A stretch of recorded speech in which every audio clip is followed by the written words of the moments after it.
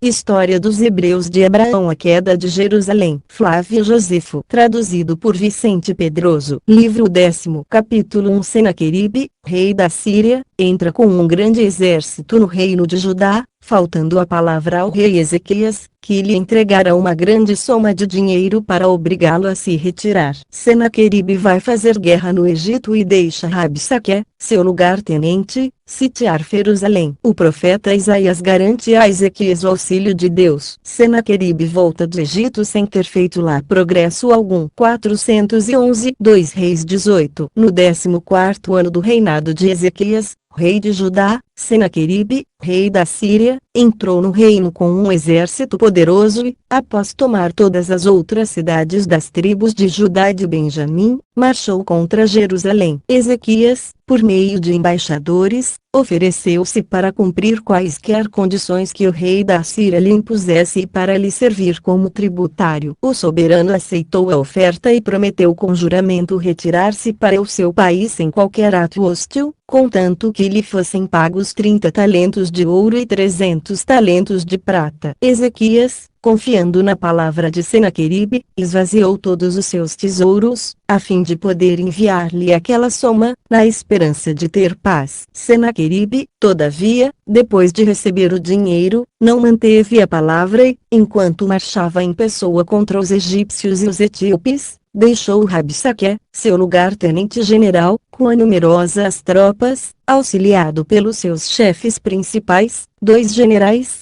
de nome Tartã e Rabi-Saris, para continuar na Judéia a guerra que lá havia começado. Esse general aproximou-se de Jerusalém e mandou chamar Ezequias, a fim de conferenciarem. Mas o príncipe, desconfiando dele, contentou-se em mandar-lhe 3 servidores da maior confiança, Eliaquim, mordomo do palácio, Sebna, secretário, e Joá, intendente dos registros. Disse Rabsaque, em presença de todos os oficiais de seu exército: voltai a vosso amo e dizei-lhe que Senaqueribe, o grande rei, pergunta em quem ele confia para recusar receber o seu exército em Jerusalém. Se for no auxílio dos egípcios, é de se dizer que ele perdeu o juízo e que se parece com quem se apoia num caniço, o qual, em vez de sustentá-lo, quebrar-se-á, ferindo-lhe as mãos. Quanto ao mais, saiba ele que é por ordem de Deus que o rei empreendeu esta guerra, e assim, o resultado será como o daquela que fez aos israelitas, e ele se tornará do mesmo modo senhor desses 2 reinos. Rabsaque falava em hebreu, que conhecia muito bem. Eliaquim, temendo que os colegas se assustassem, pediu-lhe que falasse em siríaco. Rabsaque, porém, deduzindo facilmente com que fim era feito aquele pedido, continuou a falar em hebreu: agora que não podeis ignorar a vontade do rei e quanto vos importa ela vos submeterdes, por que demorais em nos receber em vossa cidade? Porque continua o vosso senhor, e vós com ele, a enganar o povo com vãs e loucas esperanças. Se vos julgais bastante fortes para nos poder resistir, mostrai-no-lo, opondo 2000 de vossos cavaleiros ao mesmo número que eu farei avançar de nosso exército. Mas como poderíeis fazê-lo, se não os tendes? E por que vos demorais em vos submeterdes àqueles aos quais não podeis resistir? Acaso ignorais a vantagem de fazer voluntariamente o que não é possível evitar e o grande perigo que é esperar ser a isso obrigado pela força? 2 Reis 19. Essa resposta pôs o rei Ezequias em tal aflição que ele deixou as vestes reais para se revestir de um saco, segundo o costume de nossos pais. Prostrou-se com o rosto em terra e rogou a Deus que o ajudasse naquela contingência, em que não podia esperar outro socorro senão o dele. Mandou alguns de seus principais oficiais e sacerdotes rogarem ao profeta Isaías que oferecesse a Deus sacrifícios e lhe pedisse para ter compaixão de seu povo e abater o orgulho que dava aos inimigos tão grandes esperanças. O profeta fez o que ele desejava e logo depois,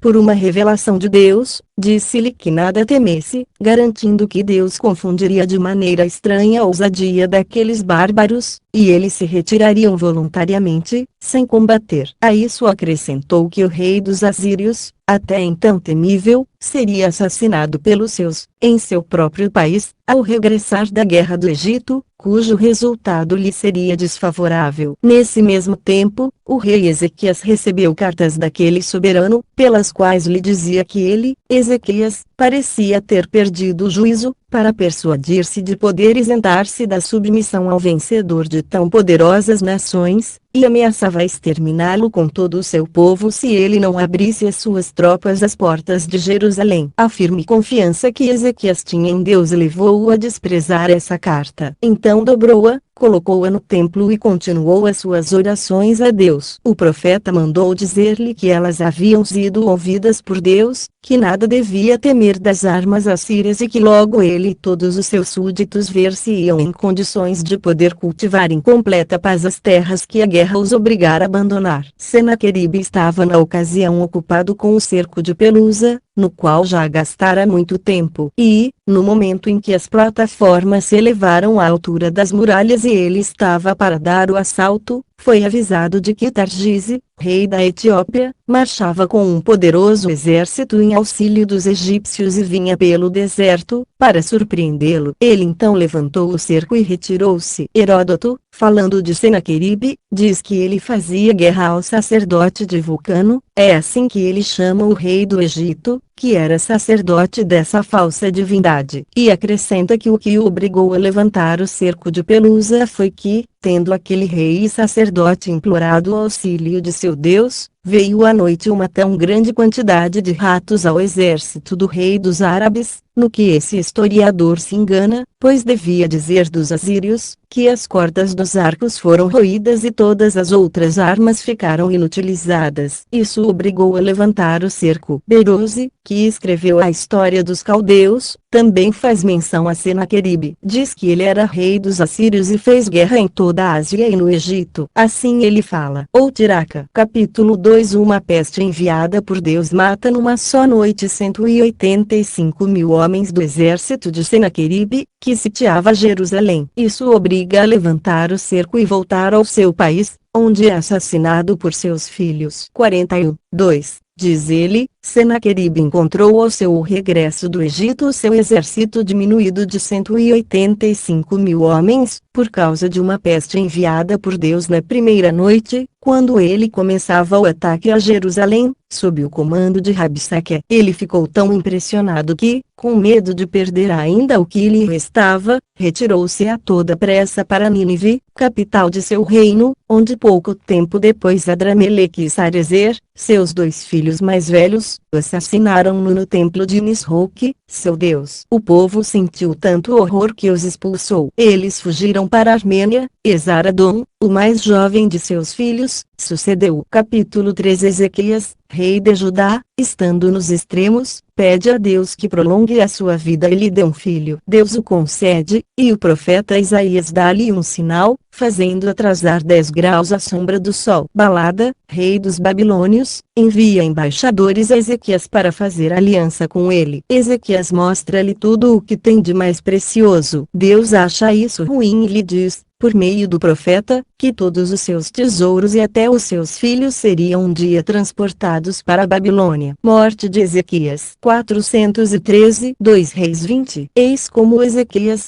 rei de Judá, contra toda a esperança, ficou livre da ruína completa que o ameaçava. Ele só pôde atribuir tão milagroso êxito a Deus, que expulsou os inimigos, em parte por meio da peste com que os feriu, em parte pelo medo que teve o rei de ver perecer do mesmo modo o resto do exército. O príncipe, seguido por todo o povo, deu à divina majestade infinitas ações de graças, por ter obrigado os assírios a levantar o cerco. Algum tempo depois, Ezequias ficou tão doente que os médicos e todos os seus familiares perderam as esperanças de que se salvasse. Mas não era isso que lhe causava maior sofrimento. Sua grande dor era que, não tendo filhos, a sua descendência terminaria com ele, e o trono passaria a outra família. Nessa aflição, ele rogou a Deus que prolongasse os seus dias, até que gerasse um filho. Deus, vendo em seu coração que era verdadeiramente por esse motivo que ele fazia tal pedido e não para gozar por mais tempo das delícias inerentes à vida dos reis, mandou o profeta Isaías dizer-lhe que ele ficaria curado dentro de 3 dias, viveria ainda 15 anos e teria filhos. A gravidade da doença pareceu-lhe ter tão pouca relação com tão grande felicidade que ele teve dificuldade em prestar-lhe inteiro crédito. Por isso rogou ao profeta que lhe manifestasse um sinal de que falava da parte de Deus,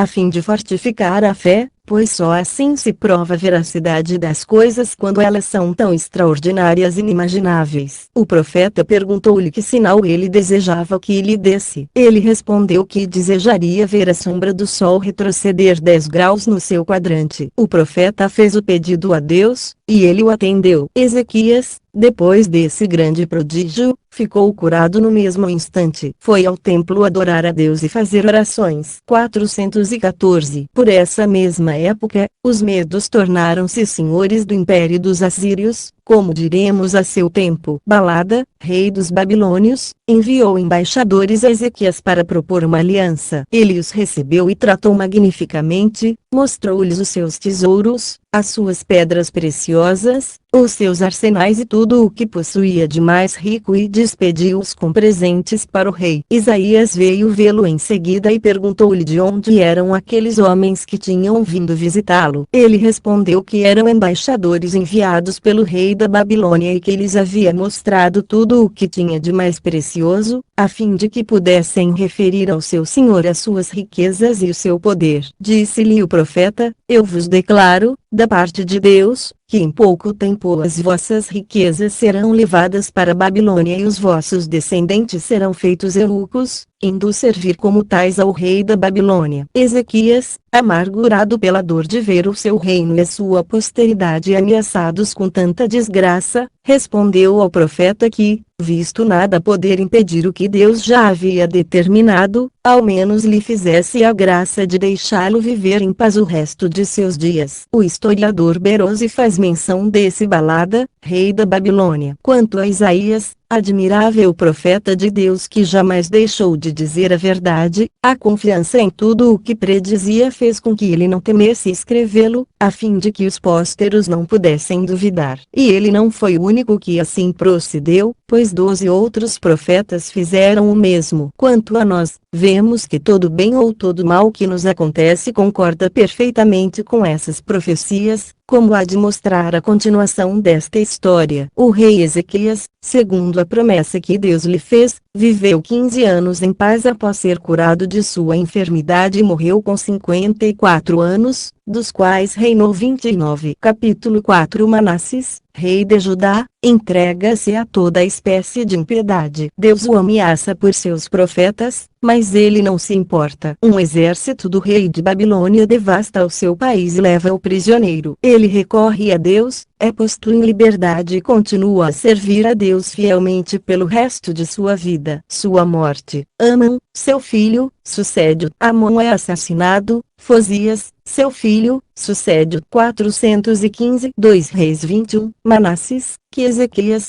rei de Judá, teve de Efzibá, que era de Jerusalém, sucedeu-o no trono. Tomou um caminho contrário ao que seu pai havia trilhado, entregando-se a toda sorte de vícios e impiedades, imitou perfeitamente os reis de Israel que Deus havia exterminado por causa de suas abominações. Ele ousou mesmo profanar o templo, toda a cidade de Jerusalém e o resto do país. Não sendo mais contido pelo temor da justiça de Deus e desprezando os seus mandamentos, mandou matar muitos homens de bem, não poupando nem mesmo os profetas. Não se passava um dia sem que pelo menos um deles pagasse com a vida aos caprichos do rei, manchando a cidade com o seu sangue. Deus, irritado com tantos crimes, mandou os seus profetas ameaçá-lo, bem como a todo o povo, com os mais terríveis castigos, os quais os israelitas seus antepassados haviam experimentado por terem, como ele, atraído a sua indignação e a sua cólera. Mas nem o desventurado rei nem aquele povo infeliz prestaram fé a essas palavras, as quais, se eles se tivessem comovido, poderiam ter impedido as muitas desgraças que lhe sucederam. Mas eles só as reconheceram verdadeiras depois de lhe sentir os efeitos. Continuaram, portanto, a ofender a Deus, e ele suscitou contra eles o rei dos babilônios e dos caldeus, que os atacou com um grande exército, o qual não somente devastou o país,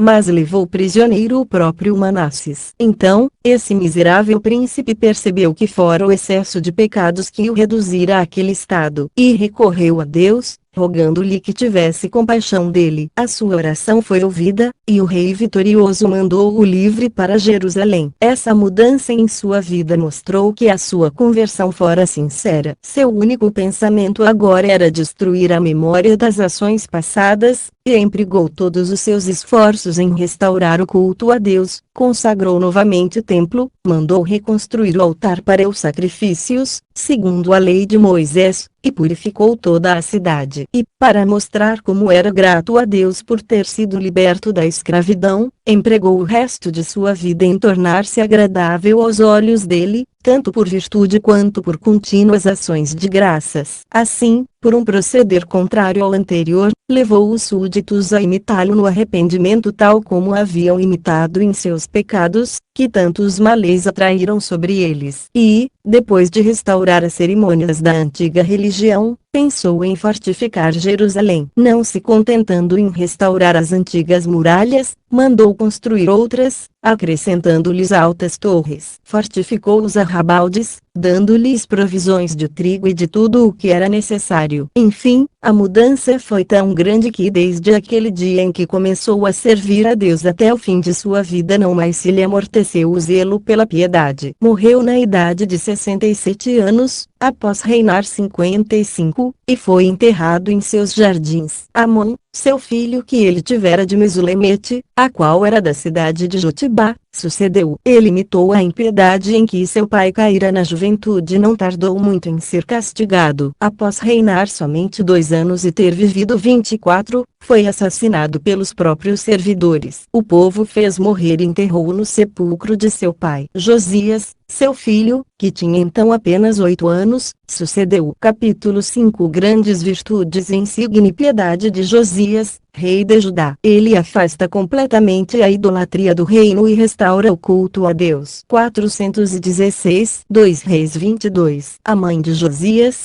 rei de Judá, chamada Jedida, era da cidade de Boscate. Esse príncipe era tão bom e tão inclinado à virtude que durante toda a sua vida se propôs imitar o rei Davi, tomando-o como modelo. E, desde a idade de 12 anos, deu prova ilustre de sua piedade e justiça, pois exortou o povo a renunciar o culto aos falsos deuses e adorar ao Deus de seus antepassados. Começou, a partir de então, a restaurar a antiga observância às leis, com a prudência de quem já era de muito mais idade. Fazia observar inviolavelmente o que piedosamente era determinado. Além dessa prova de sabedoria natural, serviu-se do conselho dos mais velhos e experimentados para restaurar o culto a Deus e restabelecer a ordem em suas terras. Assim, não corria perigo de cair nas faltas que haviam provocado a ruína de alguns de seus predecessores. Ele mandou indagar de todos os lugares do reino e de Jerusalém onde se adoravam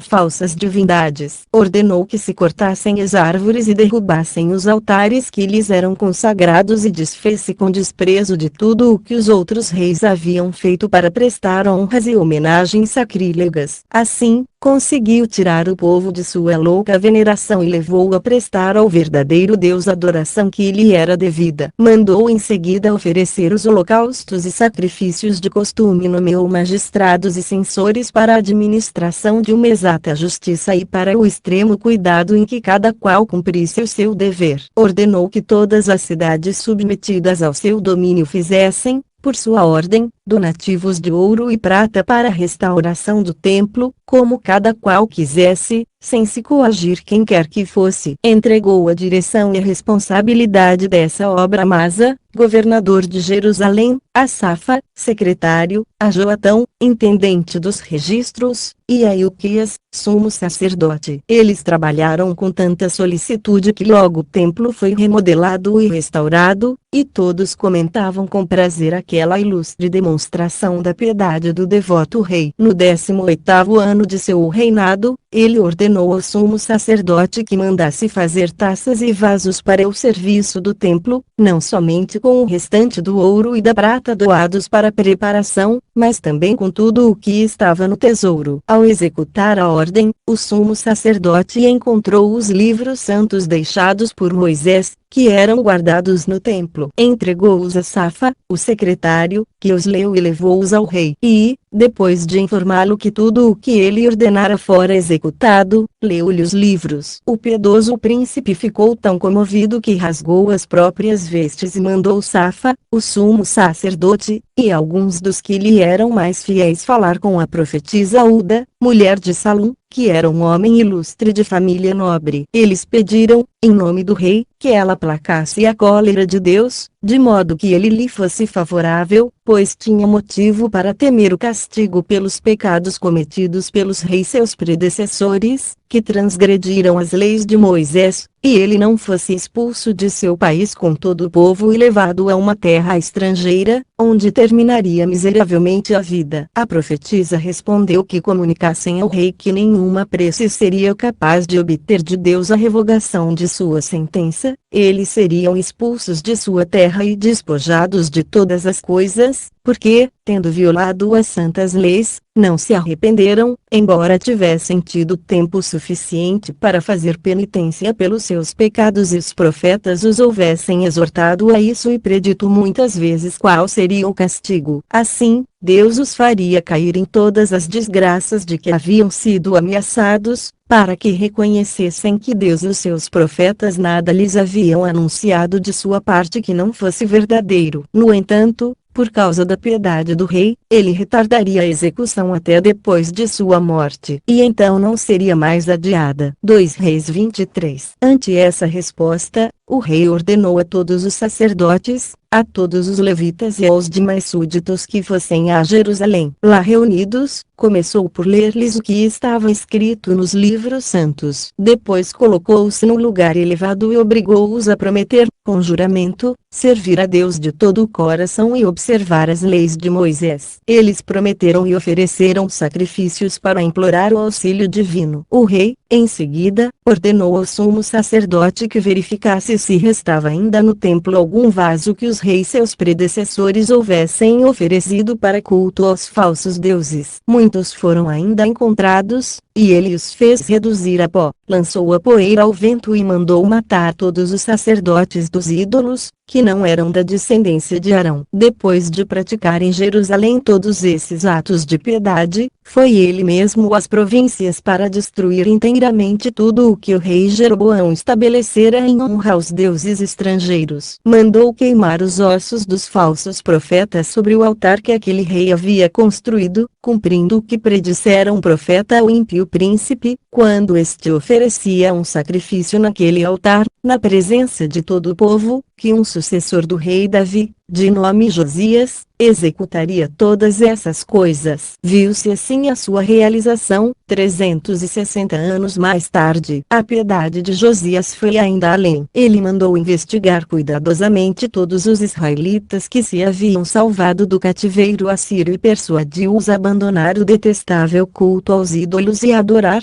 como os seus antepassados, o Deus Todo-Poderoso. Não houve cidade, aldeia ou vila em que ele não tivesse mandado fazer, em todas as casas, uma diligente eliminação de tudo o que servira à idolatria. Mandou também queimar todos os carros que os seus predecessores haviam consagrado ao sol e nada deixou que pudesse levar o povo a um culto sacrílego. Quando terminou de purificar todo o território, mandou reunir o povo em Jerusalém para lá celebrar a festa dos pães ázimos, que nós chamamos Páscoa, e deu ao povo, para a celebração dos festins públicos, 30.000 cordeiros e cabritos e 3.000 bois. Os principais sacerdotes deram também aos outros sacerdotes 2.600 cordeiros. Os principais levitas deram aos outros levitas 5.000 cordeiros e 500 bois. Nenhum desses animais deixou de ser imolado segundo a lei de Moisés, pelo cuidado que disso tiveram os sacerdotes. Assim, não houve, desde os tempos do profeta Samuel, uma festa celebrada com tanta solenidade, porque nela se observaram todas as cerimônias prescritas na lei segundo a antiga tradição. O rei Josias, depois de ter vivido em grande paz, cumulado de riquezas e de glória, terminou os seus dias do modo que vou dizer. Capítulo 6. Josias, rei de Judá, opõe-se à passagem do exército de Neco, rei do Egito, que ia fazer guerra aos medos e aos babilônios. É ferido por uma flechada, de que vem a morrer. Jeoacás, seu filho, sucede e é muito ímpio. O rei do Egito leva-o prisioneiro. Quando ele morre, o rei do Egito faz rei em seu lugar a Eliaquim, irmão mais velho de Jeoacás, a quem chama de Jeoaquim. 7. Neco, rei do Egito, levado pelo desejo de se tornar senhor da Ásia, marchou para o Eufrates com um grande exército, para fazer guerra aos medos e aos babilônios, que haviam devastado o império da Assíria. Quando chegou próximo da cidade de Megido, no reino de Judá, o rei Josias opôs-se à sua passagem. Neco mandou dizer-lhe por meio de um arauto que não era ele que pretendia atacar, mas que marchava para o Eufrates, e que ele não se devia opor à sua passagem, pois isso o obrigaria, contra sua intenção, a declarar-lhe guerra. Josias não se deixou comover por essas razões. Permaneceu em sua resolução, e parece que a sua infelicidade o levava a demonstrar tão grande altivez. Pois, enquanto dispunha o exército para a batalha ia de coluna em coluna, sobre o seu carro, animando os soldados, um egípcio atirou-lhe uma flecha. Ficou tão ferido que a dor o obrigou a ordenar ao exército que se retirasse, e ele voltou a Jerusalém, onde veio a morrer por causa do ferimento. Foi sepultado com grande pompa, no sepulcro de seus antepassados, após viver 39 anos, dos quais reinou 31. O povo ficou imensamente aflito com a perda de tão grande príncipe. Lamentou-o durante vários dias, e o profeta Jeremias compôs versos fúnebres em seu louvor, os quais ainda hoje são conhecidos. Esse profeta também predisse e deixou por escrito os males que haveriam de afligir Jerusalém e o cativeiro que sofremos sob os babilônios. Nisso ele não foi o único, pois o profeta Ezequiel, antes dele, compusera também 2 livros sobre esse mesmo assunto. Eles eram ambos da casta sacerdotal, e Jeremias ficou em Jerusalém, desde o ano 3º do reinado de Josias até a destruição da cidade e do templo, como direi a seu tempo. 418. Depois da morte de Josias, seu filho Jeoacás, que ele tivera de Amutal, sucedeu. Ele tinha 23 anos e foi muito ímpio. O rei do Egito, voltando da guerra de que acabamos de falar, mandou dizer-lhe que viesse a Mate, que é uma cidade da Síria. Lá chegando, fê-lo prisioneiro e como rei em seu lugar colocou Eliaquim, seu irmão mais velho, porém filho de outra mãe, de nome Zebida, que era da cidade de Ruma. Deu ao novo rei o nome de Jeoaquim e obrigou-o a pagar todos os anos um tributo de 100 talentos de prata e 1 talento de ouro. Levou Jeoacás ao Egito, onde ele morreu. Jeoacás reinou somente 3 meses e 10 dias. O rei Jeoaquim, filho de Zebida, foi também um príncipe muito mau. Não tinha temor de Deus nem bondade para com os homens. Capítulo 7. Nabucodonosor, rei da Babilônia, derrota Neco, rei do Egito, numa grande batalha e torna Jeoaquim, rei de Judá, seu tributário. Jeremias prediz a Jeoaquim as desgraças que lhe iriam suceder, e este deseja matar o profeta. 419. 2 Reis 24. No 4º ano do reinado de Jeoaquim, rei de Judá, Nabucodonosor, rei da Babilônia, avançou com um grande exército até a cidade de Carabesa, junto do Eufrates, para fazer guerra à Síria. O príncipe desse país veio ao combate com grandes forças, e travou-se a batalha junto desse rio. Ele foi vencido e obrigado a se retirar, com muitas perdas. Nabucodonosor passou depois o Eufrates e conquistou toda a Síria até Pelusa. Não entrou dessa vez na Judéia, mas no 4º ano de seu reinado, que era o 8º de Joaquim, avançou com um poderoso exército e ameaçou fortemente os judeus, caso não lhe pagassem tributo. Joaquim, atônito, resolveu aceitar a paz e pagou o tributo durante 3 anos. No ano seguinte, porém, ante o boato de que o rei do Egito iria fazer guerra ao da Babilônia, recusou-se a continuar pagando. Foi enganado, todavia, em suas esperanças. Os egípcios não se atreveram a combater os babilônios, como tantas vezes afirmara o profeta Jeremias. Ele havia predito que isso não aconteceria e que Joaquim punha em vão a sua confiança no auxílio egípcio. Dissera ainda esse profeta que o rei da Babilônia tomaria Jerusalém e que os judeus seriam feitos escravos escravos. Por mais verdadeiras que fossem essas profecias, entretanto, ninguém nelas acreditava. Não somente o povo as desprezava, como também os grandes zombavam delas. E ficaram de tal modo enraivecidos pelo fato de ele só predizer desgraças que o denunciaram ao rei, pedindo que o mandasse matar. Ele entregou o assunto ao seu conselho, do qual a maior parte foi de opinião que o condenassem. Outros, mais sensatos, aconselharam-no a mandá-lo embora sem lhe fazer mal algum, porque ele não fora o único a profetizar as desgraças que deveriam acontecer a Jerusalém. O profeta Miqueias e outros ainda haviam profetizado a mesma coisa, sem que os reis que então viviam os tivessem maltratado por esse motivo. Ao contrário, haviam-nos honrado como profetas de Deus. Assim, embora condenado à morte pela maior parte dos votos, Jeremias teve a sua vida preservada graças a esse conselho tão sensato. Ele escreveu todas essas profecias num livro e leu publicamente tudo o que nele havia escrito. Fez isso diante do povo que estava reunido no templo depois de um jejum geral, no 9º mês do 5º ano do reinado de Joaquim, anunciando o que aconteceria à cidade, ao templo e ao povo. Os principais da assembleia arrancaram-lhe o livro das mãos, disseram a ele e a Baruque, seu secretário, que se retirassem para um lugar onde eles não os pudessem encontrar e levaram o livro ao rei. Ele mandou que fosse lido e ficou tão irritado que o rasgou e jogou no fogo. Ordenou então que fossem buscar Jeremias e Baruque a fim de matá-los. Porém eles já haviam fugido para evitar o furor do rei. Capítulo 8. Joaquim, rei de Judá, recebe Nabucodonosor, rei da Babilônia, em Jerusalém, o qual lhe falta a palavra e o mata, bem com a vários outros. Leva escravos 3.000 dos principais judeus, dentre os quais o profeta Ezequiel. Joaquim é colocado no trono como rei de Judá, no lugar de Joaquim, seu pai. 420. Pouco tempo depois, o rei Nabucodonosor veio com um grande exército, e o rei Joaquim, que não desconfiava dele e estava perturbado pelas predições do profeta, não se havia preparado para a guerra. Assim, ele o recebeu em Jerusalém, confiante na palavra que dera Nabucodonosor de não lhe fazer mal algum. Mas ele faltou à palavra, mandou matá-lo, juntamente com a fina flor da juventude da cidade, e ordenou que lançassem os corpos fora de Jerusalém, sem lhes dar sepultura. Depois de tal perfídia e de tão grande crueldade, ele constituiu como rei em lugar de Joaquim, filho deste, Joaquim, antes chamado Jeconias, e levou escravos para a Babilônia 3.000 dos principais judeus, dentre os quais estava o profeta Ezequiel, ainda muito jovem. Esse foi o fim de Joaquim,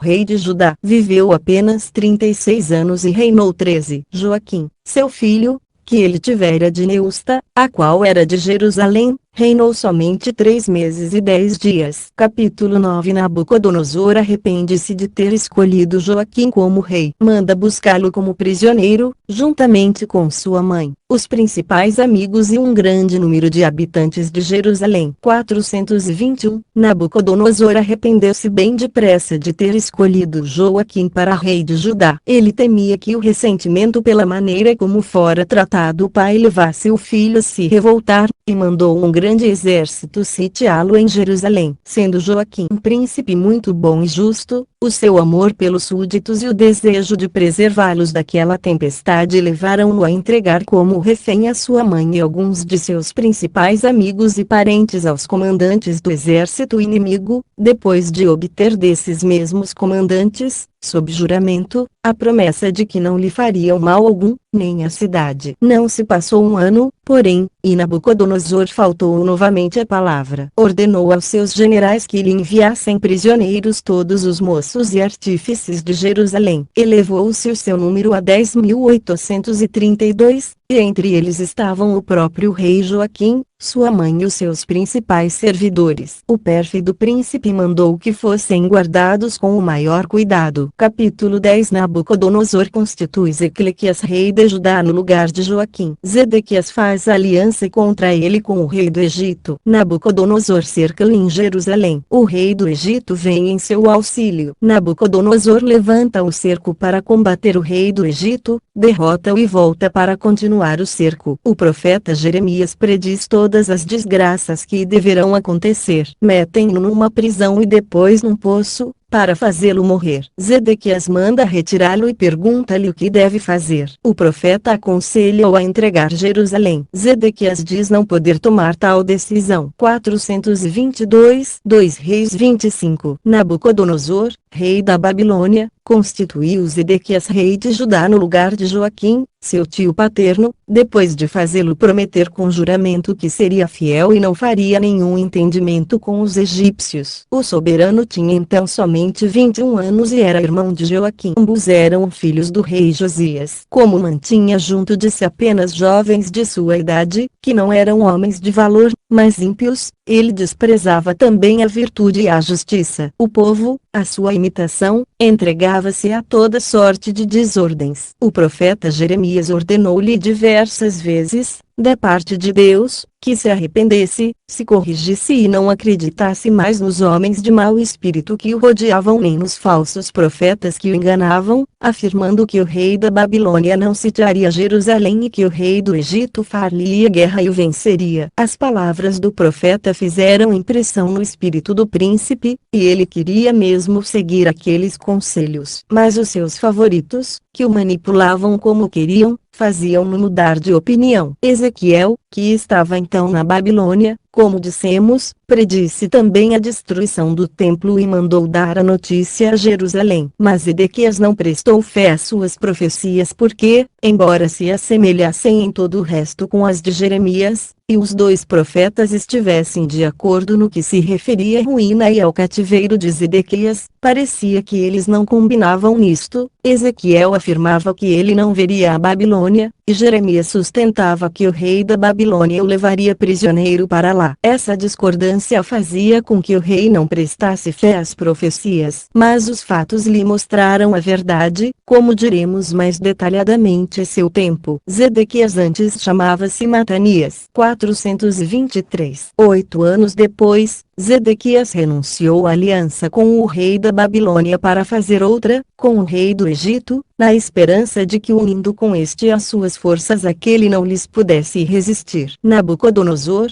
logo que soube disso, pôs-se em campo com um poderoso exército. Ele devastou a Judéia, apoderou-se das maiores praças fortes e sitiou Jerusalém. O rei do Egito veio com grandes forças em auxílio de Zedequias, e então o rei da Babilônia levantou o cerco para dar-lhe combate. Venceu numa grande batalha e o expulsou da Síria. Os falsos profetas, contudo, depois que Nabucodonosor levantou o cerco, continuaram a enganar Zedequias, dizendo-lhe que, em vez de ter motivo para temor de que ele fizesse guerra novamente, veria logo o regresso dos seus súditos que estavam na Babilônia, com todos os vasos sagrados que haviam sido roubados do templo. Jeremias, ao contrário, afirmou que aqueles homens o enganavam ao dar-lhe tal confiança, pois ele nada deveria esperar do auxílio dos egípcios, que o rei da Babilônia os venceria, que voltaria para continuar o cerco e tomaria Jerusalém pela fome, que levaria escravizado para a Babilônia o que restasse dos habitantes, depois de os despojar de todos os seus bens, que saquearia o templo e todos os seus tesouros e depois o incendiaria, que destruiria completamente a cidade, e que esse cativeiro duraria 70 anos, mas os persas e os medos destruiriam a Babilônia e seu império, e os hebreus, libertos por eles da escravidão, voltariam a Jerusalém e reconstruiriam o templo. As palavras de Jeremias persuadiram a muitos, no entanto os príncipes e os que como ele se vangloriavam de serem ímpios zombaram dele, como de um insensato. Algum tempo depois, indo esse profeta a Anatote, que era o lugar de seu nascimento, distante 20 estádios de Jerusalém, encontrou no caminho um dos magistrados, o qual o deteve e o acusou de estar indo procurar o rei da Babilônia. Jeremias respondeu-lhe que não tinha absolutamente aquela intenção, ia somente fazer uma visita à sua terra natal. O magistrado, não acreditando em suas palavras, levou-o perante o tribunal, para instaurar-se o processo. Declararam-no culpado e meteram-no numa prisão, para fazê-lo morrer. 424. No 9º ano do reinado de Zedequias, no 10º dia do último mês, O rei da Babilônia recomeçou o cerco de Jerusalém e durante 18 meses empregou todos os esforços para apoderar-se dela. E as armas não eram o único meio de que esse soberano se servia para oprimir os seus habitantes. Eles eram ao mesmo tempo atormentados por dois dos mais temíveis flagelos, a fome e a peste, ambos violentos e graves. No entanto, Jeremias continuava a clamar e a exortar o povo a abrir as portas ao rei da Babilônia, pois não lhes restava outro meio de salvação, por maiores que fossem os males vindouros. Os príncipes e os principais magistrados, em vez de se convencerem com as palavras do profeta, irritaram-se de tal sorte que o acusaram perante o rei de ser insensato e de procurar fazer com que eles e todo o povo perdessem a coragem, predizendo-lhes tantas desgraças. Quanto a eles, estavam dispostos a morrer pelo serviço do rei e pela sua pátria, ao passo que aquele sonhador,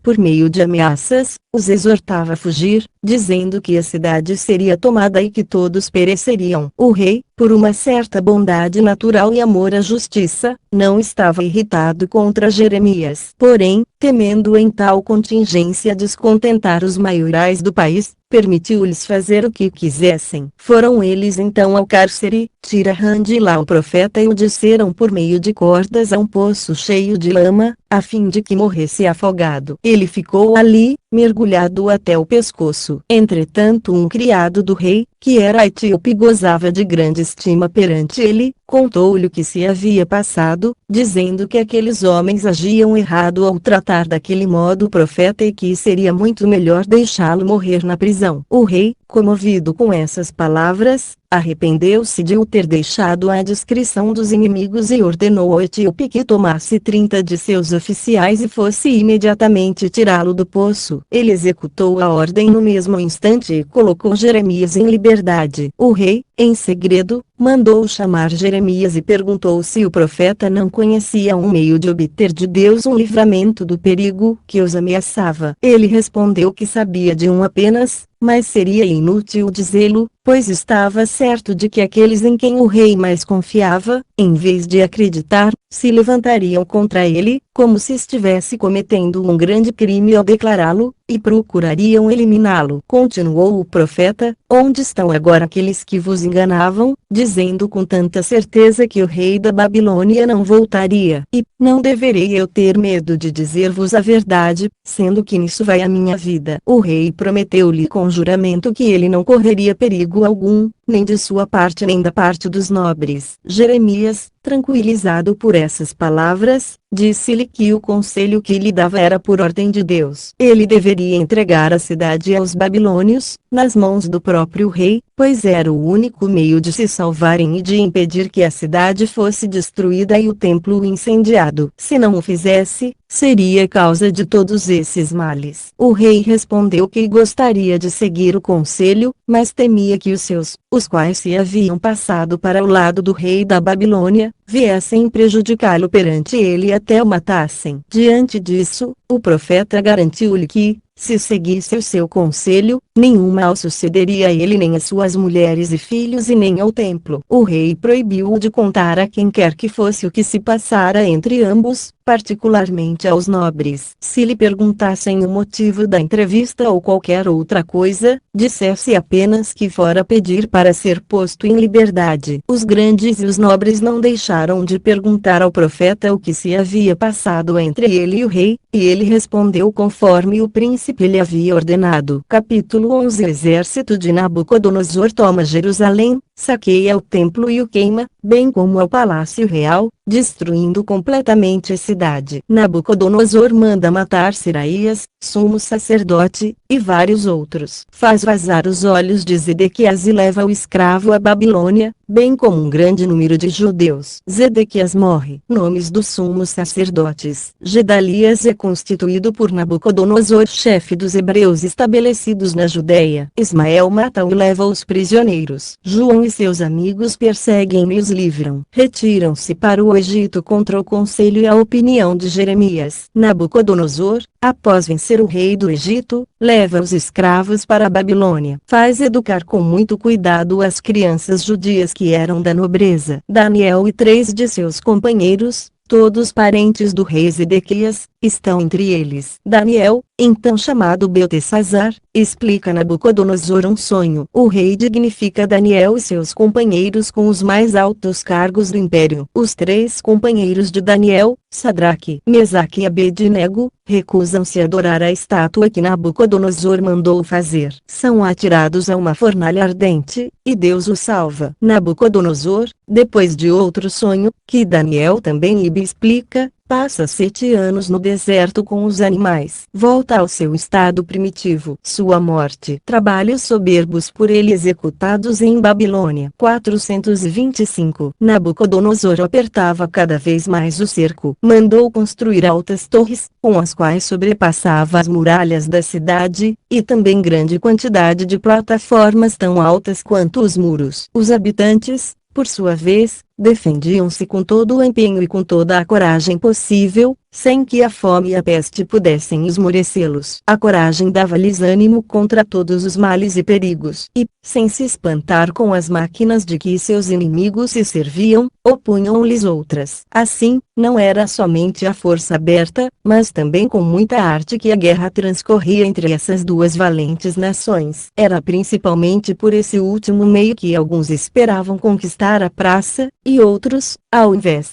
conservá-la. Passaram-se 18 meses desse modo. Por fim, os sitiados, consumidos pela fome, pela peste e pela quantidade de dardos que os inimigos lhes atiravam do alto das torres, cederam, e a cidade foi tomada pela meia-noite do 11º ano, no 9º dia do 4º mês do reinado de Zedequias, por Nergeliar, Aremante, Emegar, Nabazar e Ercarampsar, generais de Nabucodonosor que então estavam em Ribla. Eles marcharam diretamente para o templo. O rei Zedequias, sua esposa, seus filhos, seus parentes e as pessoas da nobreza que ele mais estimava saíram da cidade para fugir por lugares desconhecidos rumo ao deserto. Os babilônios, porém, foram avisados por um dos que eles haviam deixado de lado ao fugir, e ao despontar do dia puseram-se a persegui-los. Alcançaram-nos perto de Jerico e quase todos os que acompanhavam Zedequias o abandonaram. Ele foi aprisionado com sua mulher, seus filhos e os poucos que lhe restavam, e todos foram levados ao rei. Nabucodonosor chamou-o de ímpio e pérfido por faltar à promessa de lhe conservar inviolavelmente o reino, pois para isso pusera a coroa na sua cabeça. Reprovou-lhe a ingratidão,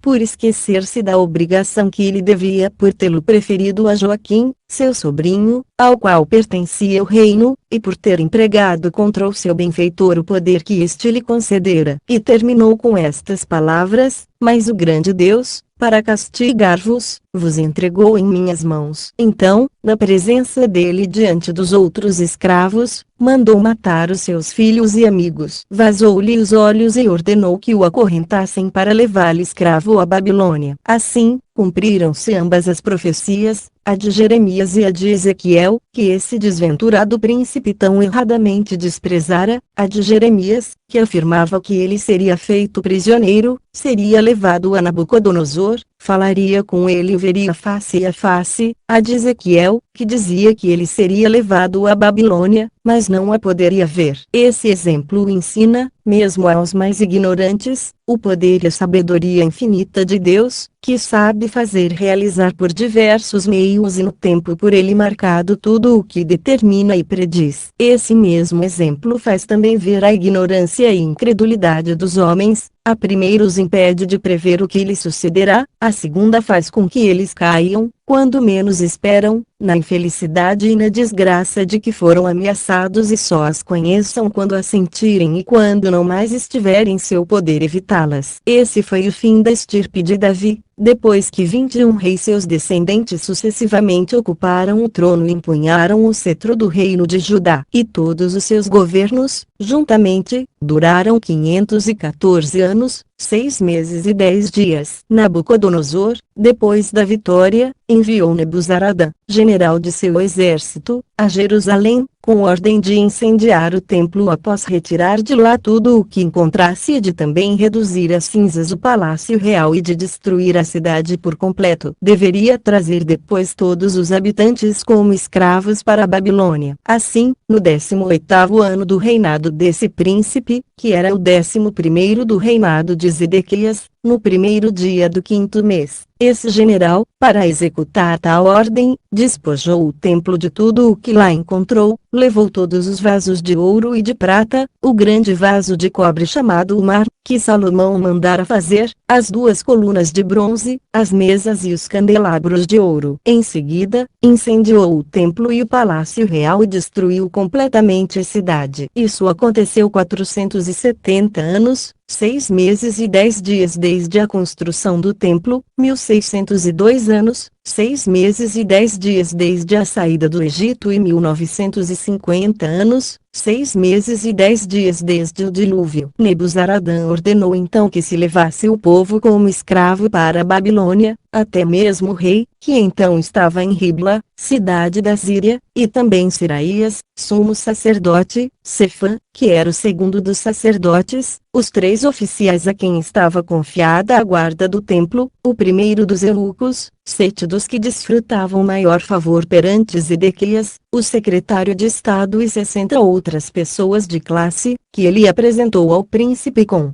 os despojos do templo. Nabucodonosor, naquele mesmo lugar, mandou cortar a cabeça ao sumo sacerdote e aos mais nobres. Em seguida mandou levar para a Babilônia o rei Zedequias, Jeozadaque, filho de Seraías, e todos os outros escravos. Depois de haver registrado a série dos reis que empunharam o cetro do povo de Deus, julgo dever referir também a dos sumos sacerdotes que se sucederam desde que Salomão construiu o templo. O primeiro foi Zadoque, cujos descendentes foram Aquimas, Azarias, Jorão, Istorão, Fideias, Sudeias, Jotão, Urias, Nerias, Odeias, Saldum, Eucias, Seraías e Jeozadaque, que foi levado escravo para a Babilônia. O rei Zedequias morreu na prisão, e Nabucodonosor sepultou-o à maneira dos reis. Quanto aos despojos do templo, ele os consagrou aos seus deuses. Enviou os escravos dentre o povo para certos lugares, nos arredores da Babilônia, a fim de que lá vivessem, e pôs Jeozadaque, sumo sacerdote, em liberdade. Ou Sofonias 426. Nebuzaradã,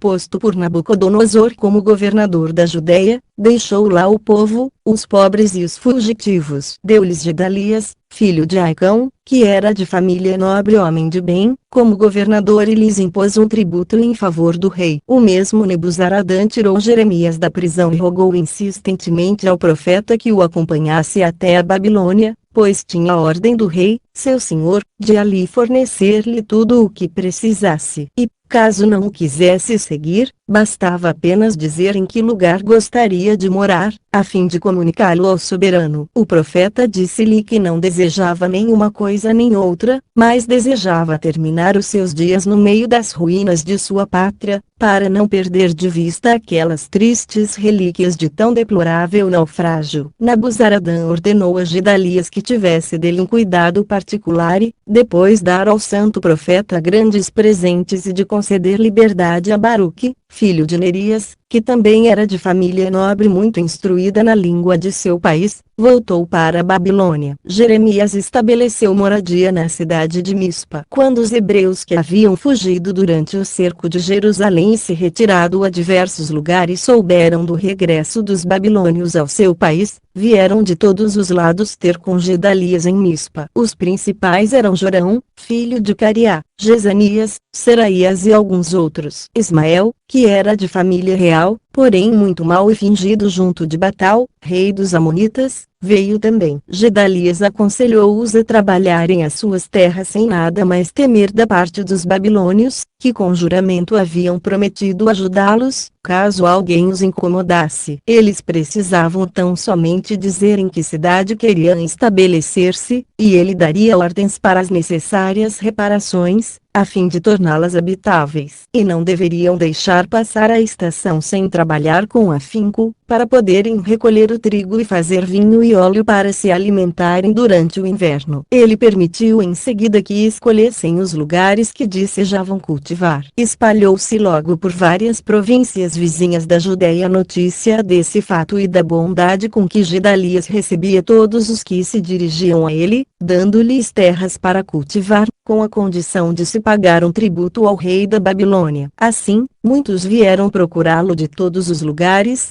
e cada qual se pôs ao trabalho com entusiasmo. A grande humanidade de Gedalias granjeou-lhe depressa o afeto de João e de todos os outros, até mesmo das pessoas mais importantes. E eles avisaram-no de que o rei dos Amonitas enviara a Ismael com o fim de matá-lo à traição e de se declarar rei de Israel, pois era de família real. O único meio de remediar o problema era ele permitir que matassem Ismael, a fim de preservar o resto da nação da ruína que seria inevitável, caso Ismael cumprisse o seu perverso desígnio. Ele respondeu que não havia a menor probabilidade de Ismael, que recebera dele somente benefícios, atentar contra sua vida e que, não tendo feito mais ações durante os dias difíceis que vivera, ousasse cometer agora tão grande crime contra o seu benfeitor, ao qual deveria ajudar com todas as suas forças se algum outro o combatesse. Mesmo que fosse verdade aquilo de que o avisavam, ele preferia correr o risco de ser assassinado a fazer morrer um homem que viera buscar asilo junto dele e que nele havia confiado. 30 dias depois, Ismael, acompanhado por 10 de seus amigos, veio a Mispa visitar Gedalias, que os recebeu e tratou-o muito bem e bebeu diversas vezes a saúde dele, para mostrar-lhe o seu afeto. Quando Ismael e os que com ele estavam perceberam que o vinho começava a perturbar Gedalias e que ele adormecera, mataram-no, bem como a todos os outros convidados, que haviam bebido bastante. Depois, auxiliados pela escuridão da noite, foram degolar os soldados babilônios e os judeus adormecidos na cidade. No dia seguinte de manhã, cerca de 80 pessoas vieram do campo oferecer presentes a Gedalias. Ismael disse-lhes que falassem com ele. Depois de entrarem na casa, Ismael e seus cúmplices mataram-nos e os lançaram num poço muito profundo, para que ninguém percebesse o que se passara, com exceção de uns poucos que lhe prometeram mostrar no campo o lugar onde haviam escondido móveis, vestes e trigo. Ismael aprisionou também alguns habitantes de Mispa,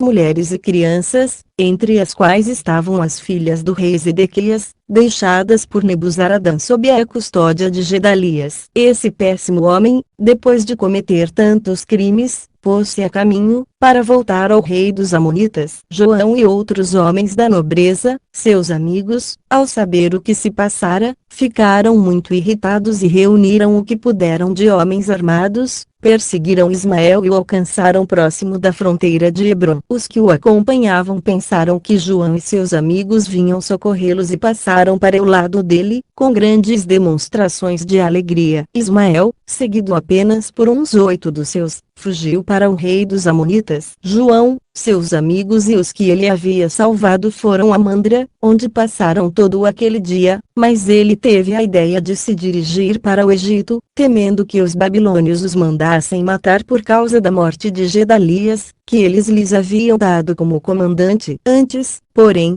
foram se aconselhar com Jeremias. Rogaram-lhe que consultasse a Deus, prometendo com juramento fazer o que ele ordenasse. O profeta assim fez, e 10 dias depois Deus lhe apareceu e ordenou que dissesse a João, a seus amigos e a todo o povo que se eles ficassem onde estavam cuidaria deles e impediria que os babilônios lhes fizessem mal. Se fossem para o Egito, porém, ele os abandonaria e lhes infligiria, em sua cólera, os mesmos castigos que aplicará aos seus outros irmãos. Jeremias deu-lhes essa resposta da parte de Deus, mas eles não prestaram fé às suas palavras nem acreditaram que era por ordem de Deus que ele lhes ordenava ficar. Convenceram-se de que ele dava aquele conselho para ser agradável a Baruque, seu discípulo, e para expô-los ao furor dos babilônios. Desprezaram então as ordens de Deus e foram para o Egito, levando com eles também Jeremias e Baruque. Deus então falou ao seu profeta e ordenou-lhe que dissesse ao seu povo que o rei da Babilônia faria guerra ao rei do Egito e o venceria. Então parte dele seria morta, e o resto, levado como escravo para a Babilônia. Os fatos confirmaram a veracidade dessa profecia, pois 5 anos depois da ruína de Jerusalém, que era o 23º ano do reinado de Nabucodonosor, esse soberano entrou com um grande exército na Baixa Síria e dela se apoderou. Venceu os Amonitas e os Moabitas e fez depois a guerra ao Egito. Conquistou-o, matou o rei que então governava e escolheu outro para o seu lugar. Em seguida, levou como escravos para a Babilônia todos os judeus que estavam no país. Ou Baalis, ou Joana. 427. A nação dos hebreus estava então reduzida a esse estado miserável, e por dois fatos foi duas vezes levada para além do Eufrates. A primeira, quando sob o reinado de Oséias, rei de Israel, Salmaneser, rei dos assírios, depois de tomar Samaria, levou escravas 10 tribos. A segunda quando Nabucodonosor, rei dos caldeus e dos babilônios, depois de tomar Jerusalém, levou as 2 tribos que restavam. Salmaneser, porém, mandou para Samaria, da longínqua Pérsia e da Média, os chutenses, para que habitassem. Nabucodonosor, por sua vez, não mandou colônia alguma para as terras das 2 tribos que derrotara. De modo que a Judéia, Jerusalém e o templo ficaram desertos durante 70 anos. E assim, passaram-se 130 anos, 6 meses e 10 dias desde o cativeiro das 10 tribos que formavam o reino de Israel e o das 2 que formavam o reino de Judá. 428. Daniel, dentre todos os filhos da nação judaica, parentes do rei Zedequias e outros de origem mais ilustre, Nabucodonosor escolheu os que eram mais perfeitos e competentes e deu-lhes preceptores e mestres para que os educassem e instruíssem com grande cuidado. Alguns fez eunucos, como costumava fazer a todas as nações que derrotava. Ordenou que os alimentassem com as mesmas iguarias de sua mesa e os fez aprender não somente a língua dos caldeus e dos babilônios, mas também todas as ciências em que esses povos eram peritos. Dentre os moços que eram parentes de Zedequias, havia 4 perfeitamente honestos e inteligentes: Daniel, Ananias, Misael e Azarias. Porém Nabucodonosor trocou-lhes os nomes. Deu a Daniel o nome de Beltesazar e Ananias chamou Sadraque, a Misael, Mesaque e Azarias, Abednego. O excelente caráter deles, a beleza de sua inteligência e a sua grande sabedoria fez com que o príncipe lhes dedicasse um grande afeto. Eram tão sóbrios que preferiam comer apenas coisas simples, abstendo-se de seres vivos e das iguarias da mesa real. Assim, rogaram ao eunuco Aspenaz, sob cujos cuidados estavam, que tomasse para si o que era destinado a eles e lhes desse somente legumes, tâmaras e coisas semelhantes, que não tivessem tido vida, porque aqueles manjares os aborreciam. Ele respondeu que faria de muito boa vontade o que eles desejavam, mas temia que o rei viesse a percebê-lo pela mudança do rosto deles, porque a cor e a face têm sempre relação com o alimento que se come, e isso seria ressaltado ainda mais pela diferença entre eles e os outros moços, alimentados com melhores iguarias. Também não era justo o que, para lhe ser agradável, eles se pusessem em risco de perder a vida. Quando viram que o eunuco estava disposto a servi-los, continuaram a insistir e conseguiram dele permissão para experimentar pelo menos por uns 6 dias essa maneira de se alimentar e depois continuá-la, se não causasse alteração na saúde deles. Caso fosse notada alguma mudança em seus rostos, retomariam a antiga nutrição. Ele consentiu e, depois de constatar que não somente eles não se apresentavam mal, como ainda pareciam mais fortes e robustos que os outros moços de sua idade alimentados com as comidas da mesa do rei, continuou sem temor a tomar para si o que era destinado a eles e alimentá-los do modo como desejavam. O corpo deles tornou-se mais belo e mais apropriado para o trabalho, e a sua inteligência, mais pronta e capaz, porque não era enfraquecida pelas delícias que tornam os homens efeminados. Fizeram um grande progresso nas ciências dos egípcios e dos caldeus, particularmente Daniel, que se dedicou também à interpretação dos sonhos, e Deus o favorecia com revelações. 429. Daniel 2. 2 anos depois da vitória obtida por Nabucodonosor sobre os egípcios, esse príncipe teve um sonho estranho, do qual Deus lhe deu a explicação enquanto ele dormia. Depois que acordou, porém, esqueceu o sonho e o seu significado. Por isso mandou chamar os maiores sábios dentre os caldeus, os que se dedicavam à predição do futuro, chamados magos devido à sua sabedoria. Disse-lhes que tivera um sonho, mas o havia esquecido, e ordenou-lhes que lhe dissessem qual era e o que significava. Eles responderam que era impossível aos homens o que ele desejava. Tudo o que podiam fazer era explicar o sonho depois que ele o tivesse narrado. O rei ameaçou-os de morte se não obedecessem, e, como continuassem a dizer a mesma coisa, mandou matá-los. Daniel soube de tudo e, vendo que ele e seus companheiros corriam o mesmo risco, foi ter com Arioque, comandante da guarda real, para saber o motivo. Arioque contou, e então Daniel suplicou-lhe que rogasse ao rei para suspender a execução até o dia seguinte, porque estava confiante de que se pedisse a Deus para revelar o sonho, ele ouviria a sua oração. O oficial foi referir tudo ao rei, e este consentiu em esperar. Daniel e seus companheiros passaram toda a noite em oração a fim de obter de Deus o livramento para os magos e para eles também, pelo perigo em que os colocava a cólera do rei e a manifestação do sonho que o rei havia esquecido. Deus, movido de compaixão, revelou a Daniel o sonho e o seu significado, para que fosse dizê-lo ao rei. A alegria de Daniel foi tão grande que ele se levantou no mesmo instante para comunicar aos companheiros a graça recebida de Deus. E, tendo-os encontrado muito tristes, pensando já na morte, animou-os a tomar coragem e alimentar maiores esperanças. Deram todos juntos muitas graças a Deus por ter tido piedade de sua juventude. Logo depois que raiou o dia, Daniel foi pedir a Arioque que o levasse à presença do rei, a fim de lhe dizer qual fora o sonho. Apresentando-se diante do soberano, ele disse que, embora fosse-lhe manifestar o sonho, rogava que o não julgasse mais hábil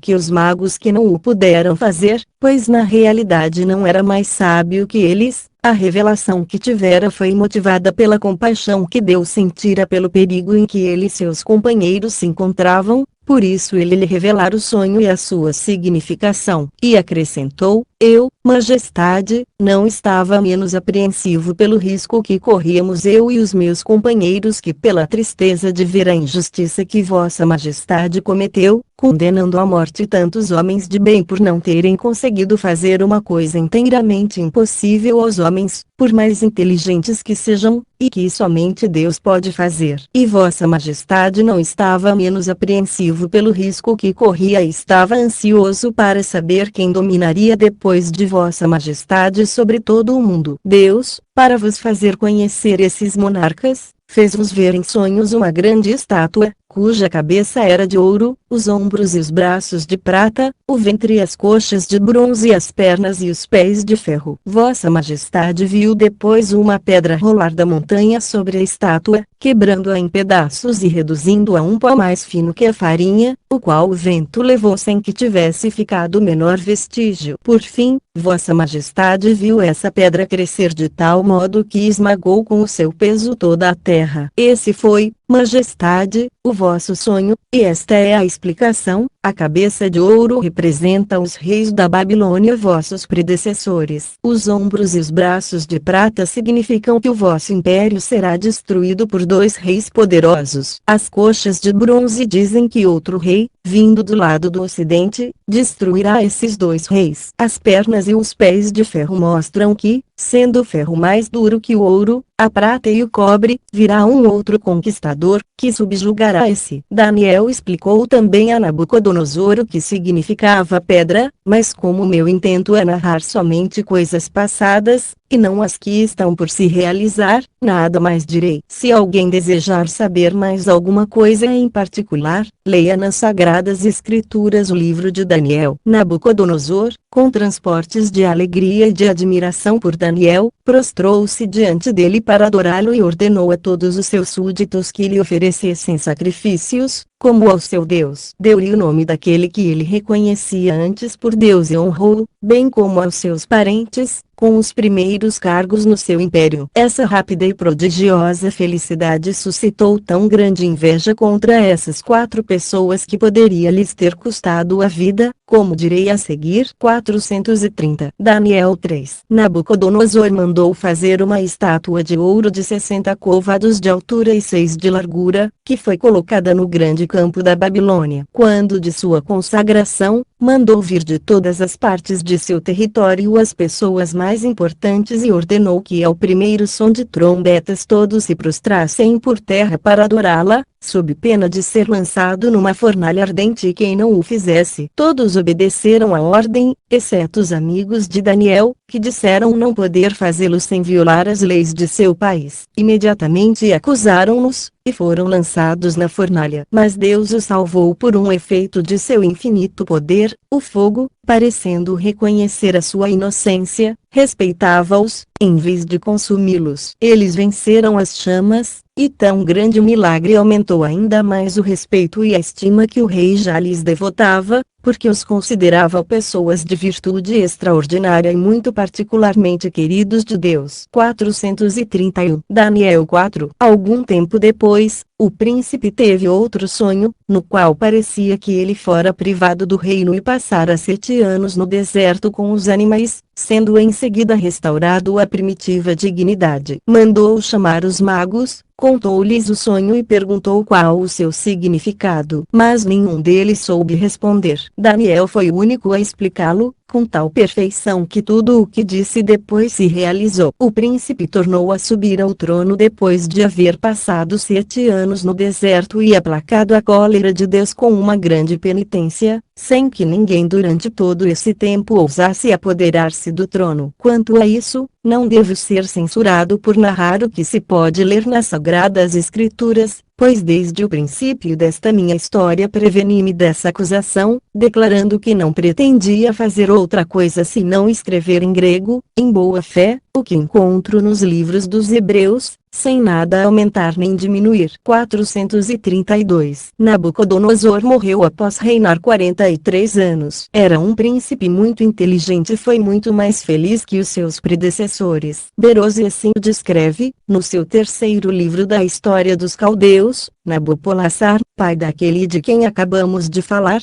tendo sabido que os governadores que ele pusera no Egito, na Baixa Síria e na Fenícia se haviam revoltado contra ele, não estando mais na idade de suportar as dificuldades de uma guerra contra eles, enviou Nabucodonosor, seu filho, com uma parte de suas forças. O jovem príncipe venceu os rebeldes, recolocou todas as províncias sob a obediência do rei seu pai, tendo sabido que naquele mesmo tempo este morrera na Babilônia. Após reinar 21 anos, passou a dirigir os destinos do Egito e das outras províncias. Deixou aos oficiais em quem mais confiava o encargo de levar o seu exército para a Babilônia com os escravos judeus, sírios, fenícios e egípcios. Acompanhado por alguns poucos, passou pelo deserto e marchou rapidamente. Depois de chegar, governou o império que fora administrado na sua ausência pelos magos caldeus, dos quais o principal e de maior autoridade nada levara tanto a peito para conservar-lhe o trono. E assim, ele sucedeu em todo o reino ao rei seu pai. Uma das primeiras coisas que fez foi distribuir em colônias os escravos recém-chegados. Consagrou no templo de Bel, seu deus, e em outros templos os ricos despojos que havia conquistado. Não se contentou em restaurar os antigos edifícios de Babilônia, aumentou também a cidade e fortificou o canal para impedir que atacassem e a pudessem tomar depois de atravessar o rio. Mandou fazer outro dentro e fora, ergueu uma tríplice muralha, muito alta, de tijolos refratários. Fortificou também todas as outras partes da cidade. Fez portas monumentais e construiu um novo palácio perto do que fora do falecido rei seu pai, do qual seria inútil eu referir a beleza e a magnificência. Não poderia mesmo eu dizer que esse soberbo edifício foi construído em 15 dias. E, como a rainha, sua mulher, que fora educada na média, desejava ver alguma semelhança com o seu país, mandou fazer, para lhe ser agradável, arcos por cima desse palácio, com grandes pedras que pareciam montes. Mandou cobrir esses arcos com terra e plantou sobre eles uma tal quantidade de árvores de todas as espécies que esse jardim,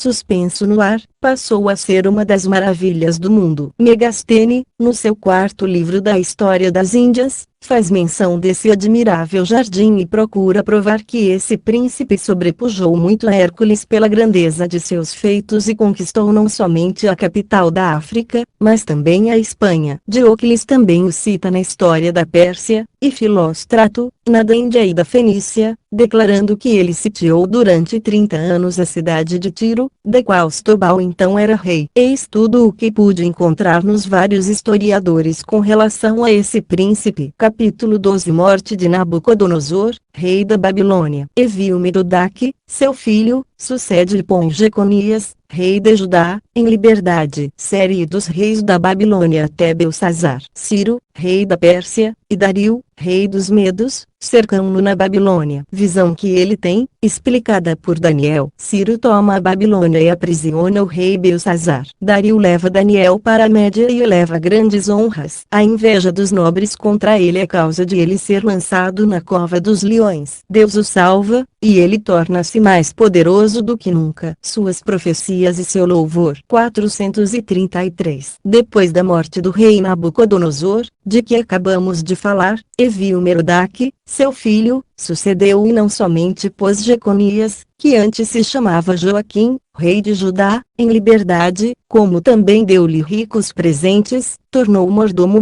de seu palácio e dedicou a ele um afeto muito particular. E assim, tratou-o de uma maneira bem diferente da que Nabucodonosor o havia tratado, quando o amor pelo bem de seu país, como vimos, o fez entregar-se em boa fé nas mãos deste, com sua mulher, seus filhos e todos os seus bens, para que fosse levantado o cerco de Jerusalém, sendo que Nabucodonosor lhe faltou a palavra. Evil-Merodach reinou 18 anos. Niglizar, seu filho, sucedeu e reinou 40 anos. Seu filho Nabofordá, que o sucedeu, reinou somente 9 meses. Belsazar, filho deste, a quem os babilônios chamam Naboandel, substituiu Ciro, rei dos persas, e Dario, rei dos medos, fizeram-lhe guerra e o sitiaram na Babilônia. 434. Daniel 5. Enquanto a cidade era cercada, esse soberano oferecia um banquete aos nobres da corte e às suas concubinas numa sala onde havia um armário riquíssimo, em que se conservavam os preciosos vasos de que os reis se costumam servir. A isso ele quis acrescentar uma nova magnificência e ordenou então que fossem trazidos os vasos sagrados do templo de Jerusalém, os quais Nabucodonosor mandara colocar junto com os de seus deuses, porque não se atrevera a servir-se deles. Como Belsazar estava turvado pelo vinho, teve a ousadia de beber num daqueles vasos e de blasfemar contra Deus. No mesmo instante, ele viu uma mão sair da parede e escrever nela algumas palavras. A visão deixou-o atônito, e ele mandou buscar da Caldeia e de outras nações alguns dos maiores sábios que sabiam interpretar os sonhos e ordenou-lhes que dissessem o significado daquelas palavras. Eles responderam que era impossível. O seu sofrimento aumentou de tal modo que ele mandou apregoar que daria uma cadeia de ouro, uma túnica de púrpura, como as que usam os reis da Caldeia, e a terça parte do reino a quem interpretasse aquelas palavras. A promessa de tão grande recompensa fez chegar de todos os lados candidatos que passavam pelos mais hábeis e peritos. Todavia, por maiores esforços que todos fizessem, ninguém foi capaz de interpretá-las. A princesa sua avó, vendo em tal aflição, disse-lhe para não perder a esperança de que alguém lhe desse a explicação que desejava, porque havia entre os escravos que Nabucodonosor trouxera para a Babilônia depois da ruína de Jerusalém um certo Daniel, cuja ciência era extraordinária. Ele explicava coisas que somente eram conhecidas por Deus e interpretara um sonho que nenhum outro conseguira explicar. Precisava apenas mandar chamá-lo e dizer-lhe do seu desejo de saber o significado daquelas palavras, pois talvez até fosse algo inquietante que Deus quisesse comunicar. Diante de tal conselho, Belsazar mandou imediatamente chamar Daniel, disse-lhe o quanto se sentia feliz por saber que ele recebera de Deus o dom de penetrar e conhecer o que os outros ignoravam e rogou que lhe dissesse o que significavam as palavras escritas naquela parede, prometendo-lhe, se o fizesse, dar-lhe uma túnica de púrpura, uma cadeia de ouro e a terça parte de seu reino. Para mostrar a todos, com aquelas demonstrações de honra, a sua sabedoria, quando fosse conhecida a causa de ele merecê-las. Daniel, ciente de que a sabedoria que vem de Deus deve sempre ter em vista fazer o bem sem pretender outra recompensa, suplicou ao rei que o dispensasse de aceitá-las. Disse-lhe em seguida que aquelas palavras significavam que o fim da vida de Belsazzar estava próximo, porque ele não havia aprendido com o castigo com o qual Deus punirá a impiedade de Nabucodonosor e nem aproveitar aquele exemplo para evitar colocar-se acima da sua condição de simples homem, pois não podia ignorar que aquele príncipe fora obrigado a viver durante 7 anos à maneira dos animais e que só depois de muitas preces Deus, movido pela compaixão, o reconduziu ao convívio dos homens e o restabeleceu no trono. E Nabucodonosor foi tão grato que pelo resto de sua vida não deixou de dar a Deus contínuas ações de graças e de admirar o seu poder onipotente. No entanto, Belsazzar, em vez de se deixar levar por aquele exemplo, não tivera medo de blasfemar contra Deus e de beber com as suas concubinas nos vasos consagrados em honra dele. Por isso ele estava tão irritado que desejou manifestar por meio daquelas palavras qual seria o fim de sua vida. Daniel acrescentou ainda que esta era a explicação das palavras Mene, isto é, número, significava que o número que Deus marcara aos anos do reinado de Belsazzar iria se completar, e lhe restava muito pouco tempo de vida. Tekel, isto é, peso, significava que Deus havia pesado na sua justa balança a duração daquele reinado, e que ele tendia ao fim. Peres, que quer dizer fragmento e divisão, significava que o reino seria dividido entre os medos e os persas. Por maior que fosse a dor que sentia, o rei Belsazzar, sabendo pela explicação dessas palavras misteriosas as desgraças que o aguardavam, julgou que Daniel agira como um homem de bem e lhe dissera somente a verdade, e seria muito injusto maltratá-lo por essa razão. Por isso não deixou de o recompensar,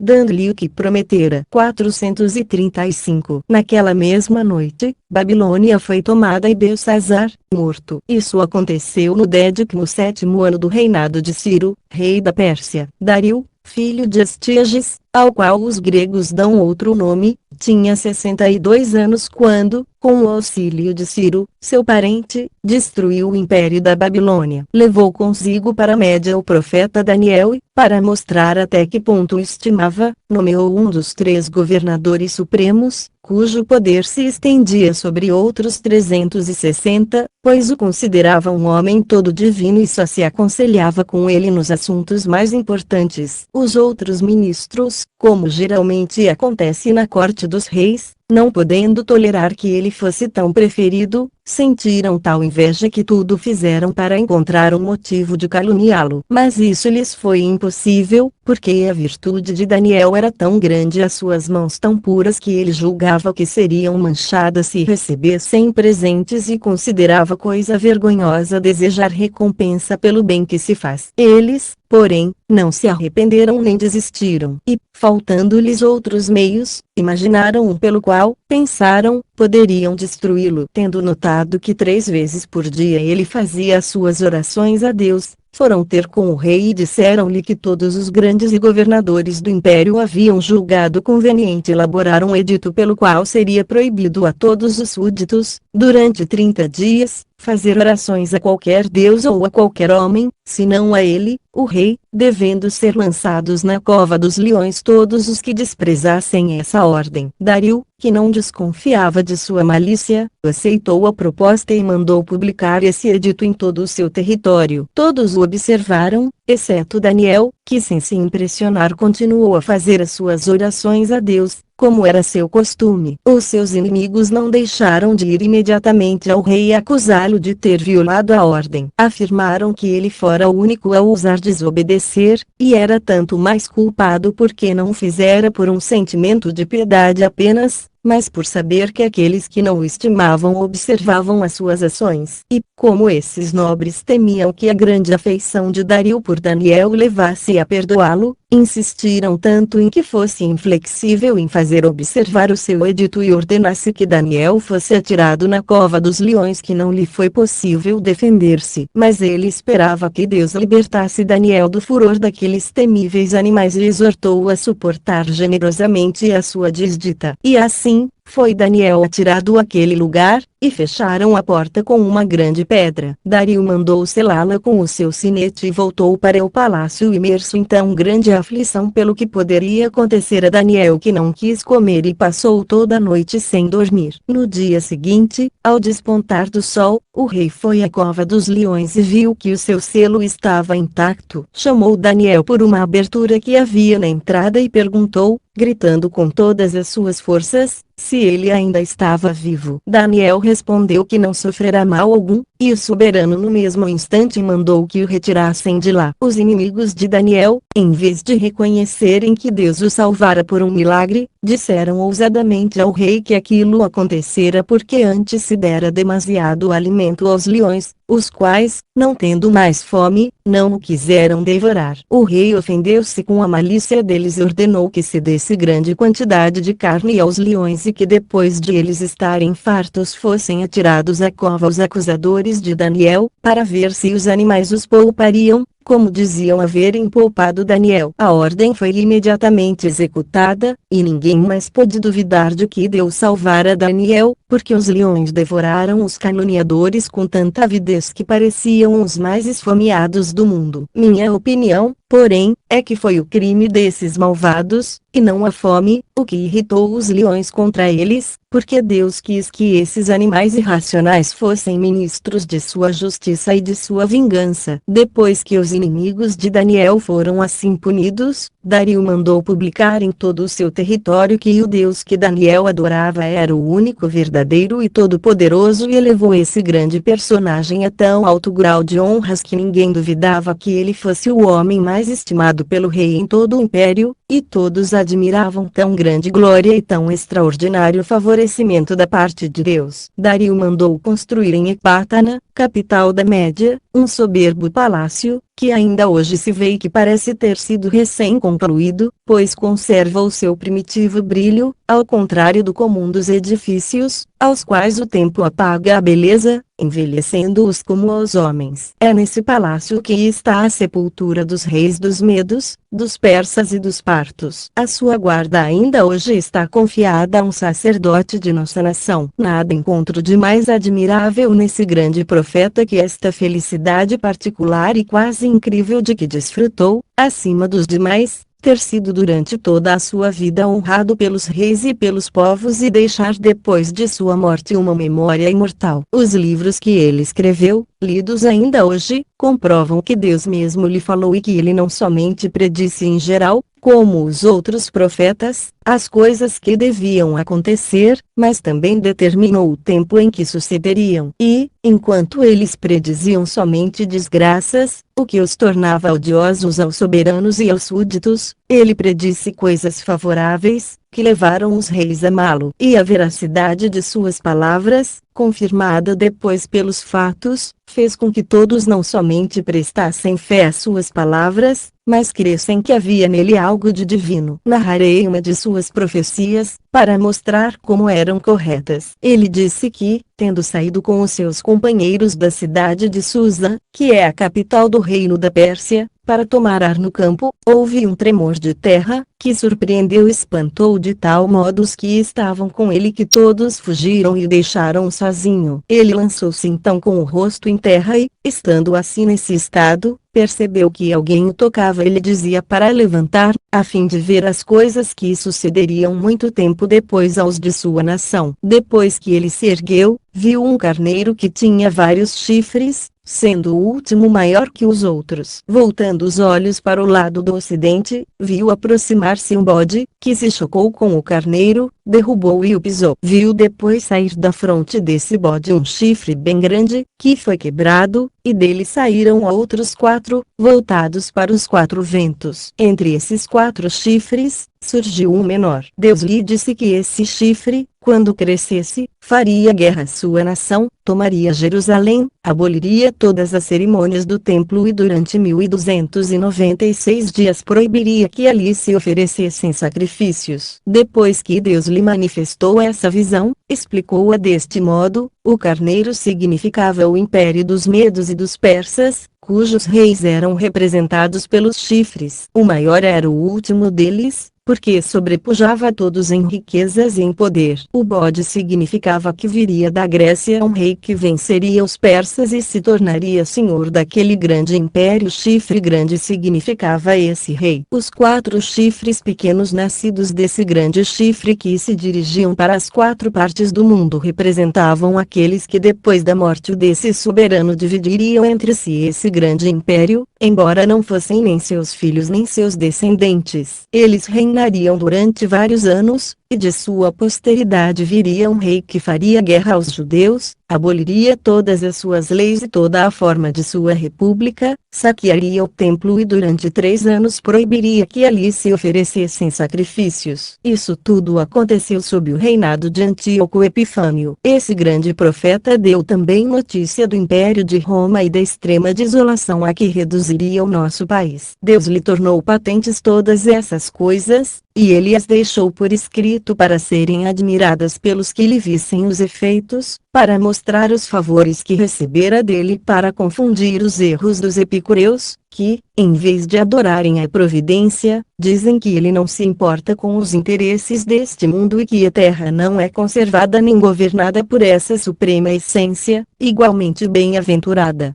incorruptível e onipotente, mas subsiste por si mesma. Se eles considerassem verdade o que dizem, ver-se-iam logo perecendo como um navio que, não tendo piloto, é batido pela tempestade, ou como um carro sem condutor, que é arrastado pelos cavalos. Não pode haver melhor prova que as profecias de Daniel para nos fazer constatar a loucura de quem não aceita que Deus tenha cuidado com o que se passa sobre a terra. Pois se tudo o que acontece no mundo é por acaso, como explicar o cumprimento de todas essas profecias? Julguei meu dever relatar tudo isso conforme o que encontrei nos livros santos, mas deixo a cada qual liberdade para ter outras opiniões ou acreditar no que quiser. Ou Acmetá.